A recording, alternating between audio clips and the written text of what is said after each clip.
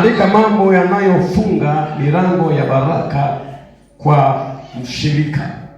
Mambo yanaweza kufunga milango ya baraka kwa mshirika au kwa mtu aliyeokoka. Bwana Yesu asifiwe. Mambo yanaweza kufunga milango ya baraka kwa mshirika au kwa mtu aliyeokoka. Kwa nini tunasema milango? Baraka zina kanuni, sawa? Baraka zina nini? Zina kanuni. Baraka ni kama vile Waswahili wanasema maji hufuata nini? Mkondo, si ndio? Huwezi ukalazimisha maji kwenda ambako sio mkondo wake. Kwa hiyo maji yanafuata njia. Hata baraka zina kanuni katika ulimwengu wa nini? Bwana Yesu asifiwe sana. Baraka haziji kwa sababu tu umeomba au umeombewa. Huwa baraka zinafuata mkondo katika ulimwengu wa nini? Yaani katika ulimwengu wa roho baraka ni kama utaratibu. Amen. Ni mipango. Sasa mimi nataka nikufundishe mambo yanayofunga milango ya baraka katika ulimwengu wa nini? Ulimwengu wa roho. Bwana Yesu asifiwe sana. Kuna siku nimefundisha habari ya madhabahu, sawa? Ilikuwa ni baada ya katikati. Habari ya nini? Nikaelezea kwamba ndani ya madhabahu kuna nguvu, sawa? Ndani ya madhabahu kuna nguvu, au kila madhabahu ina roho, ina roho, na hiyo roho ina nguvu, sawa? Ina nguvu kwa watu gani? Ina nguvu kwa watu wanaohusika na ile madhabahu. Amen. Na nikasema duniani kuna madhabahu kuu mbili. Iko madhabahu ya Mungu aliye hai na madhabahu ya mashetani. Na hizi madhabahu zote mbili zina wawakilishi. Amen. Au zina mawakili. Wakili ni mtu anayesimama badala ya mtu mwingine, sawa? Bwana Yesu asifiwe sana. Madhabahu ya Mungu ina mawakili ambao ni mimi na wewe, yaani watumishi wa Mungu wanaofanya kazi ya Mungu, wote wanaitwa mawakili wa Kristo.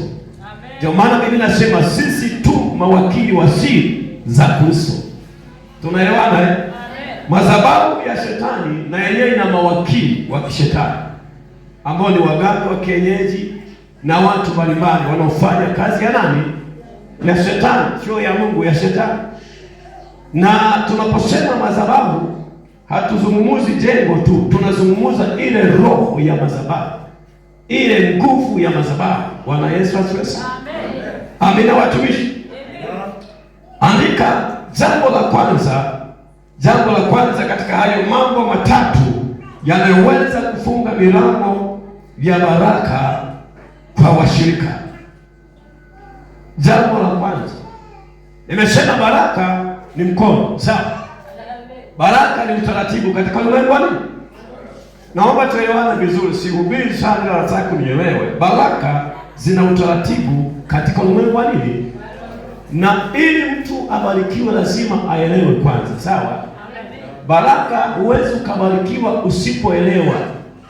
Ili baraka zianze kuja kwako ni vile unavyoelewa na kubadilika, ndivyo unavyoanza kuona mabadiliko. Lakini kama huelewi chochote, Mungu hawezi kuachilia kitu kwako. Na mambo mengi yanatushinda, utafiti nimeona ni kwa sababu watu hatuelewi, sawa? Tunafikiri kuomba baraka ndio kubarikiwa, sawa? Usema mchungaji niombee nibarikiwe, tunadhani kunatosha tu kufanya nini? Kubarikiwa. Kumbe haitoshi, kuna vitu ambavyo vinahitaji kuvielewa wewe, sawa? Ili uviishi hivyo. Unapovielewa na kuviishi, ndipo milango katika ulimwengu wa roho inaanza kufunguliwa kwako. Bwana Yesu asifiwe. Jamani, Yesu asifiwe. Yesu asifiwe. Jambo la kwanza ambalo huwa ni shida na limekuwa likifunga mafanikio ya watu wengi, wasikutane na baraka zao, wasikutane na miujiza yao, wasikutane na mambo mengi ambayo Mungu ameahidi katika Biblia. Na Biblia inasema Mungu anatuwazia mema, si ndio? Anatuwazia siku zote, Mungu anatuwazia mema. Hata kama wewe unajiwazia mabaya, lakini Mungu anakuwazia mema. Hata kama umejikatia tamaa, nataka nikwambie Mungu hajakukatia tamaa bado. Mungu anakuwazia, isipokuwa wewe mwenyewe hujaanza kujiwazia mema. Bwana Yesu asifiwe. Nisema siku moja kuna hasara kama umesamehewa alafu wewe hujajisamehe. Mungu anapokusamehe na wewe ujisamehe. Mungu anapokuwazia mema na wewe anza kuwaza mema. Jambo la kwanza, andika, ni mambo matatu tu. Jambo la kwanza linaloweza kufunga baraka, milango ya baraka kwa mshirika. Jambo la kwanza ni muhimu sana, ni jambo unalolielewa lakini muhimu. Jambo la kwanza kibiblia, andika, kutokumwamini mtumishi aliyewekwa juu yako. Bwana Yesu asifiwe. Amen. Tuone tuliseme, nimesema jambo la kwanza aliyewekwa juu. Tunaposema kutokumwamini mtumishi aliye juu yako, si ndio? Kwa mfano hapa kanisani, aliye juu yako ni nani? Amen. Ndio maana hiyo kutokumwamini aliyewekwa juu. Hebu nafikiri mchungaji nani amemweka? Au ni yeye mlimchagua?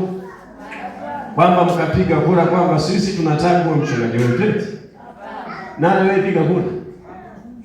Au nani aliwahi? Kuna mtu hapa hakunifahamu kabisa. Nani ambaye alikuwa alifahamu kabisa? Mwalimu. Wengine walikuwa wananifahamu hata kama hakikuona. Lakini Mungu ametukutanisha, si ndio? Mungu amefanya. Na ukiangalia malizi hapa pana wachungaji wengi. Si pana makanisa mengi jamani. Hadi ukitoka hapo unaliona kanisa pale. Na kile unapoliona kanisa, maana yake yuko mchungaji eti. Hivi uweze kufikiria kwamba ni kwa nini makanisa mbanzi yako mengi lakini Mungu amenileta hapa. Ni jambo tu la kufikiria eti. Mungu amenileta hapa, sio kwamba ni kanisa zuri.